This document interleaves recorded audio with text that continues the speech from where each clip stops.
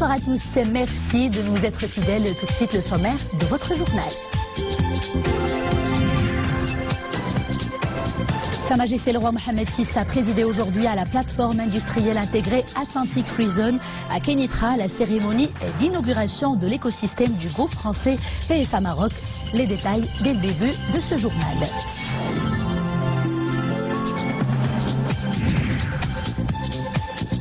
Dans la liesse, la communion et l'allégresse, la famille royale et le peuple marocain ont célébré aujourd'hui le 49e anniversaire de son Altesse royale, le prince Moulay Rachid. L'occasion pour tous les Marocains d'exprimer leurs chaleureuses félicitations et leurs sincères vœux de bonheur à l'ensemble de l'auguste famille royale. T-Connectivity renforce son implantation au Maroc. C'est à la zone industrielle de Tangemed que le leader mondial en matière de solutions de capteurs a inauguré hier sa nouvelle unité de production.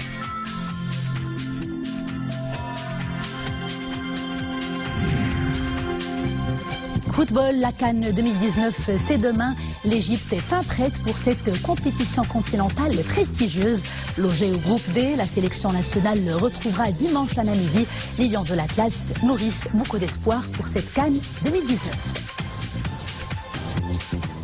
À la une ce jeudi, Sa Majesté le roi Mohamed VI qui a présidé à Kenitra la cérémonie d'inauguration de l'écosystème du groupe PSA au Maroc, une nouvelle illustration de l'excellence du Made in Morocco. La cérémonie a eu lieu à la plateforme industrielle intégrée Atlantic Free Zone. Le projet stimule le développement du secteur national de l'automobile. Tout de suite les détails avec Mohamed Elchkar.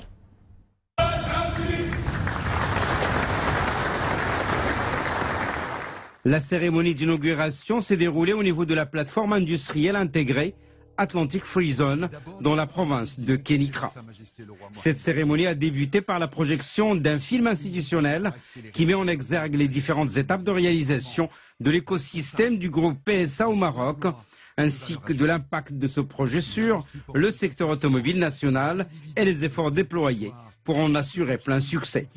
Le ministre de l'Industrie, du Commerce, de l'Investissement et de l'Économie numérique a ensuite prononcé une allocution devant Sa Majesté le Roi dans laquelle il a souligné que grâce à l'impulsion du souverain, les infrastructures, l'usine de PSA et les usines de ses sous-traitants ont été réalisées dans les conditions convenues et les délais impartis, 4 années après la signature de la convention stratégique le 19 juin 2015 entre l'État marocain et le groupe PSA. Monsieur Al-Alami a affirmé à cette occasion que le groupe français PSA a investi 3 milliards de dirhams. Il prévoit d'investir autant dans ses futurs projets, précisant que la nouvelle usine PSA de Kenitra a été conçue pour produire aussi bien des véhicules thermiques qu'électriques, confortant ainsi l'ambition industrielle du royaume, mais également la volonté affirmée de Sa Majesté le roi Mohamed VI de faire du Maroc le champion continental du développement durable.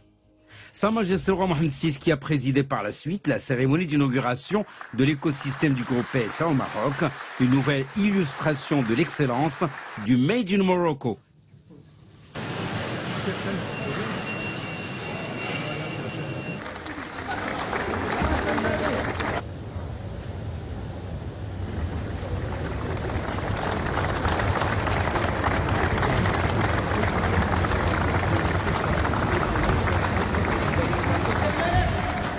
Nous y reviendrons plus en détail dans nos prochaines éditions, mais à présent, les précisions de Bertrand Blaise. Il est directeur de communication du groupe PSA. Écoutez. Aujourd'hui, nous sommes très fiers d'arriver à une étape importante de ce projet de Kenitra. Nous avions annoncé l'investissement en 2015 et aujourd'hui, c'est une réalité. Les voitures vont sortir. Et donc c'est aujourd'hui un jour très très important pour le groupe PSA, pour cette usine qui est la plus moderne du groupe, la plus récente du groupe, avec une vocation internationale. Et nous avons un niveau de qualité excellent.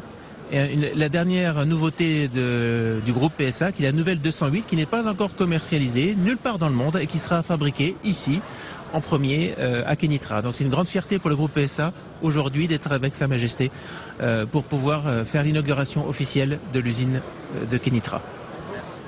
Le peuple marocain s'est joint aujourd'hui à la famille royale pour célébrer ce jeudi dans la liesse, l'allégresse et la communion le 49e anniversaire de son Altesse royale, le prince Moulay Rachid. Et comme à l'accoutumée, ce grand moment de joie est l'occasion de passer en revue les principales activités officielles de son Altesse royale, le prince Moulay Rachid, sur les plans national et international. Mohamed Elchkar. Né le 20 juin 1970 à Rabat, son Altesse Royale le Prince Moulay Rachid obtient en mai 1993, et avec mention très bien, une licence en droit public option administration interne et un diplôme en droit comparé à la faculté des sciences juridiques, économiques et sociales de Rabat. 3 ans plus tard, son Altesse Royale obtient en juin 1996, et avec mention très bien, le 2e certificat d'études supérieures option relations internationales. Et le 18 mai 2001, son Altesse Royale, le Prince Moulay Rachid, soutiendra publiquement à l'Université Montesquieu Bordeaux 4 une thèse de doctorat en droit sur l'organisation de la conférence islamique, étude d'une organisation internationale spécifique, avec mention très honorable et les félicitations du jury ainsi que mention particulière pour sa publication eu égard à l'intérêt du sujet et à la qualité du travail. Depuis 1997, son Altesse Royale, le Prince Moulay Rachid, préside aux destinées de la Fédération nationale de scoutisme marocain, à laquelle il a insufflé une nouvelle dynamique.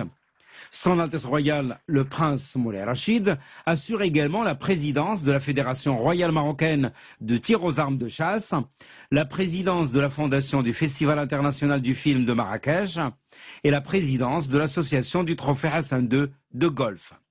Son Altesse Royale, le Prince Moulay Rachid, s'est engagé depuis son jeune âge dans diverses actions, prenant part aux différentes activités royales et présidant des activités officielles, ainsi que des manifestations d'envergure, aussi bien au Maroc qu'à l'étranger, dans les domaines notamment sportifs, sociaux et culturels, contribuant ainsi au processus d'édification d'un Maroc nouveau, moderne et prospère. Son Altesse Royale, le Prince Moulay Rachid, représente également Sa Majesté le Roi dans d'importants événements nationaux et internationaux pour le rayonnement du Maroc sur les scènes régionales et internationales. Le gouvernement marocain a exprimé aujourd'hui son vif rejet des tentatives visant à porter atteinte à l'intégrité territoriale du royaume suite à une erreur sur le site Tadkirati, la billetterie électronique de la Coupe d'Afrique des Nations, qui inclut un drapeau non reconnu. Les conventions signées par notre pays au niveau de l'Union africaine stipulent clairement que cette signature ne peut être interprétée, expliquée ou avancée comme étant une preuve ou un prétexte pour porter atteinte à l'intégrité territoriale du Maroc, a indiqué le ministre délégué chargé des relations avec le Parlement et la société civile, porte-parole du gouvernement, Moustapha Al-Khalfi. C'était lors d'un point de presse à l'issue de la réunion hebdomadaire du Conseil du gouvernement, présidé ce matin à Rabat par le chef du gouvernement, Saadi Latmani. Pour le porte-parole du gouvernement, le gouvernement marocain rejette, je cite, catégoriquement ce genre d'agissement qui nuise au sentiment national des Marocains, relevant que les institutions concernées suivront toute question de ce genre pour la corriger complètement. Le ministre égyptien de la Jeunesse et des Sports, Achraf Sobhi, avait présenté plus tôt dans la journée officiellement les excuses de son pays au Royaume du Maroc suite à cette erreur. Le comité d'organisation de la CAN a également présenté ses excuses aux autorités marocaines, à la Fédération royale marocaine de football et au public marocain suite à cette erreur involontaire après l'apparition d'un drapeau non reconnu et d'une vidéo sur le site web Tadkirati sans que cela ne soit approuvé par le comité organisationnel de la CAN 2019.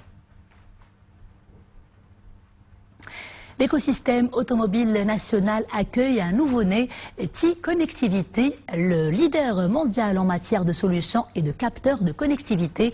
Il a inauguré hier à Tanger une nouvelle unité de production au sein de la plateforme industrielle de Tangemed. Saïd Najah, Anissa Boumedi et Eman Ablou. Une cérémonie en grande pompe pour l'implantation de cette unité, la deuxième du genre au Maroc, du leader mondial en matière de solutions de capteurs et de connectivité, TE Connectivity. La nouvelle usine prend place sur la plateforme industrielle de Tangemed. Elle sera spécialisée dans l'injection plastique et l'assemblage de composants et câblages techniques pour le marché des véhicules industriels et poids lourds de la région EMEA, Europe, Moyen-Orient, Afrique. I think about the infrastructure that Morocco has developed over the past Le Maroc offre de multiples avantages pour nous, de par ses infrastructures. D'ailleurs, les efforts accomplis en la matière par le gouvernement marocain sont d'une extrême importance. La main-d'œuvre dont dispose le pays est hautement qualifiée. Il y a aussi le facteur de la proximité du site de notre base de clientèle, ce qui améliore notre capacité de livraison. It's close to our customer base. It's another element that we certainly considered. Des clients avec lesquels nous travaillons déjà en France et qui avaient des besoins de traitement de surface, cataphorèse en particulier, zinc nickel également. Et ce que je dois dire, c'est que sans traitement de surface, il sera difficile de faire venir des emboutisseurs. Donc le traitement de surface est véritablement un maillon important dans la chaîne logistique. Une présence qui s'ajoute à celle de 200 autres équipementiers automobiles implantés au Maroc. Le pays renforce ainsi son attractivité comme plateforme industrielle, avec à la clé une locomotive de développement, l'automobile. C'est une usine de grande importance qui offre des postes d'emploi à une main-d'œuvre marocaine et des cadres qualifiés. Ce succès atteste de la clairvoyance de Sa Majesté le roi Mohammed VI qui a bien voulu porter son choix sur le secteur de l'automobile comme secteur prometteur qui attire les investissements d'envergure. Depuis son arrivée au Maroc en 2012, l'équipementier a créé plus de 1000 postes d'emploi. Le leader mondial des connecteurs est aussi en phase avec les objectifs du plan d'accélération industrielle et constitue une étape cruciale dans le développement du premier secteur exportateur du pays. Le royaume s'est régenté des producteurs de véhicules sur le continent. Nous célébrons aujourd'hui la Journée mondiale des réfugiés, décrétée en décembre 2000 par l'ONU. Cette journée rend hommage aux personnes qui ont dû fuir leur pays dans l'espoir de reconstruire ailleurs une nouvelle et paisible vie. À cette occasion, une journée culturelle a été organisée au siège de l'Association marocaine de planification familiale à Casablanca, au programme des débats et des activités artistiques. Mohamed Ouda, Leila Asli et Sarah Katir. La Journée mondiale des réfugiés a été l'occasion pour l'Association marocaine de la planification familiale, région Casablanca-Stade, pour faire le bilan de ses actions au profit des réfugiés, notamment dans le domaine de l'assistance médicale. Je suis réfugié, originaire de la République centrafricaine. Ça fait 2 ans que je suis au Maroc. HR m'a orienté vers l'AMPF. Et l'AMPF m'a pris en charge de la consultation gratuite, les analyses, je fais gratuitement et puis je vais à la pharmacie s'il y a des ordonnances et je prends des médicaments pour me faire soigner. Je suis réfugiée syrienne. Au début, je suis venue avec mon père, puis ma mère nous a suivis. On se plaît ici. Moi, je suis élève au collège et c'est grâce à cette association que ma mère a pu faire une opération chirurgicale réussie. Casablanca est la deuxième ville de résidence des réfugiés après Rabat. Ils proviennent d'Afrique subsaharienne ou du Moyen-Orient pour trouver refuge et protection au Maroc, et ce, grâce à la politique nationale d'immigration et d'asile adoptée par le Maroc. Nous avons mis en place toute une organisation, un staff dédié à cette catégorie de bénéficiaires qui vient de rejoindre le Maroc. Il y a toute une structure qui les suit de près et les accompagne depuis le diagnostic des maladies. On prend en charge le côté femme et le côté enfant. Beaucoup parmi ces réfugiés présents au Maroc ont des maladies chroniques qui nécessitent un suivi médical et tout est fait par l'Association marocaine de la planification familiale pour que leur état ne se détériore pas et pour qu'ils puissent se reconstruire dans leur pays d'accueil. Les réfugiés, justement, le conflit syrien en a officiellement fait plus de 6 millions. La crise syrienne qui ne cesse de faire des victimes, 14 civils en péri aujourd'hui dans de nouveaux bombardements du régime. 7 enfants sont parmi les victimes. Selon les précisions de l'Observatoire syrien des droits de l'homme, les raids du régime syrien ont visé une ambulance et un établissement scolaire dans la province d'Idlib. Au Soudan, le Conseil militaire appelle les manifestants à des négociations, je cite, sans condition. Dans un climat marqué par de nouvelles tensions, le Conseil militaire aspire à dépasser le blocage des pourparlers. Le dialogue entre les deux parties a été pour rappel rompu il y a 20 jours suite à la dispersion sanglante d'une importante manifestation dans la capitale Khartoum. Les dirigeants de l'Union européenne en délicate négociation en ce moment même pour désigner le successeur de Jean-Claude Juncker à la tête de la Commission européenne. L'annonce devrait être faite dans les heures qui viennent. Aucun des prétendants en lice ne fait consensus, d'où la difficulté des négociations. Le nouveau dirigeant doit rallier une majorité d'au moins 376 voix. À partir de demain, vendredi, les yeux des amoureux du ballon rond seront braqués sur l'Égypte.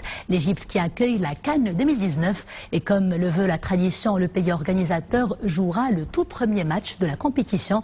Les coéquipiers de Mohamed Salah, croiseront le fer avec le Zimbabwe. La sélection nationale se prépare également à entrer en scène. Ce sera dimanche face à la Namibie. Les Lions de l'Atlas sont déterminés à arracher de bons résultats pendant cette compétition continentale.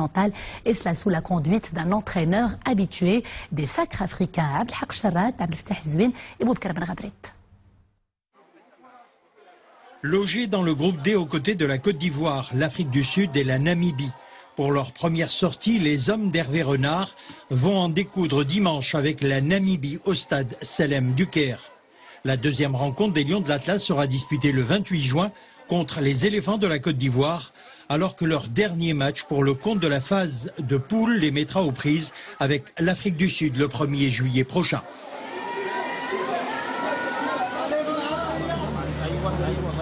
Les pronostics vont bon train sur les équipes qui peuvent jouer les premiers rôles. Le Maroc, la Tunisie, le Sénégal, le Cameroun sont des candidats solides pour le titre, sans oublier le pays organisateur, l'Égypte. L'Égypte, qui fait partie du groupe A aux côtés de la République démocratique du Congo, de l'Ouganda et du Zimbabwe, dispose de plusieurs joueurs évoluant dans les championnats européens, à leur tête Mohamed Salah. L'Égypte est parmi les équipes favorites, c'est vrai, c'est le pays organisateur. Mais 24 équipes sont qualifiées à cette CAN. Arrivées à ce stade de la compétition, toutes les équipes ont leur chance.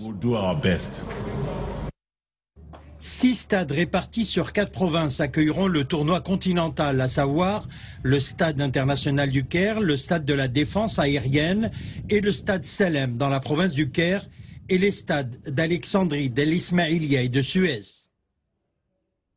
Ouverture demain de la 18e édition du festival Mawazine Rythme du Monde sur les 7 différentes scènes de la capitale Rabat. Tous les goûts seront satisfaits, de la musique occidentale en passant par la musique orientale, sans oublier les sonorités alternatives. Parmi les guest stars de cette année, les incontournables du reggaeton, les Colombiens Maluma et J Balvin, la Syrienne Mayed Al-Hannaoui et la Libanaise Elissa. Un important dispositif sécuritaire est mis en place pour assurer la sécurité des festivaliers, mais également le bon déroulement de cet événement culturel porteur des valeurs de paix et d'ouverture. Siam Bourklifi, Amin Sharqawi et Nisri El-Hamdaoui.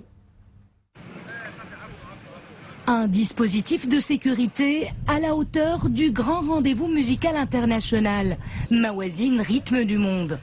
L'enjeu est de taille. Assurer la sécurité à plus de 105 spectacles, à plus de 80 artistes et à plus de 1600 musiciens et techniciens. Et aussi permettre au grand public d'assister aux différents concerts en toute quiétude et sérénité. Pour cela, de gros moyens sont déployés à Rabat et toute une architecture sécuritaire est conçue spécialement pour l'événement.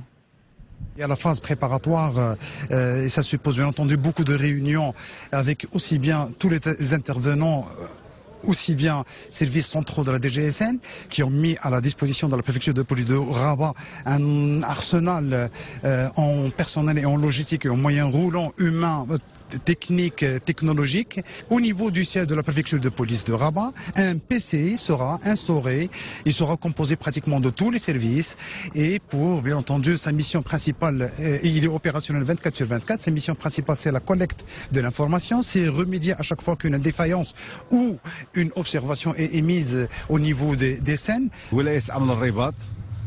La préfecture de police de Rabat a mis en place une stratégie de sécurité holistique, selon un protocole conçu en amont pour être exécuté par les différents services de sécurité selon les missions dévolues à chacun des corps de la sûreté nationale.